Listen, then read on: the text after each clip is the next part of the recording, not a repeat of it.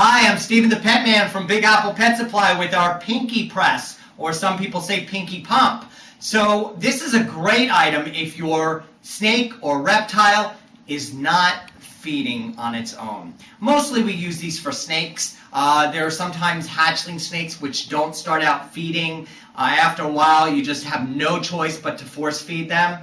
So this is one of those great items to use in force feeding. And basically it's a very simple item. You would unscrew it, and you have to be very careful. In here is the rubber discs which push what would be a Pinkie down. And basically what you would do is there's a glass cylinder here, and inside here, I'm not going to really show you, but inside of here there's a serrating disc. And that serrating disc actually takes the Pinkie and pretty much makes it into jam. I know it's a little gross to talk about, but if your snake has to eat, you've got to use something to force feed them. And herein lies what you would do is you would put your Pinkies inside of here. And the Pinkies, what I recommend is 1 day old or really young Pinkies. Now let me clarify all of this. You're not to put live Pinkies in here.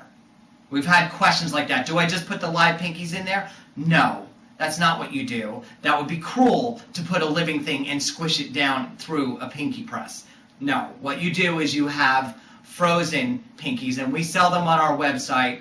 And again, I know this is, people's minds, they get upset about this kind of thing. But frozen Pinkies, you thaw them out. We sell very, very young ones on our website, so that would be used, the small ones would be used inside of here, and that would be fine. They would go inside there. You would simply put them in, make sure they're well thought out, cut the tails off because that's the part that sometimes can get jammed in the serrating disc in the bottom. Once you have them inside of there, you basically would just screw down the Pinkie pump all the way. And by the way, this is made of stainless steel. So it's not going to rust, it's not going to cause that kind of problem. There's a little disc up here. If you only want to give a certain dosing amount, then you would use that disc and you would squeeze down as far as you would want to give a certain amount. But if a lot of people just put it all the way to the top and squeeze into the mouth, and the Pinkies would come out. And the one thing is that when you put this in the mouth of the snake, you got to make sure that you're putting it into the throat and not the air pipe. That's very, very important. And if you don't understand the difference between the air pipe and the throat, you need to have someone show you how to use this. That's very, very important.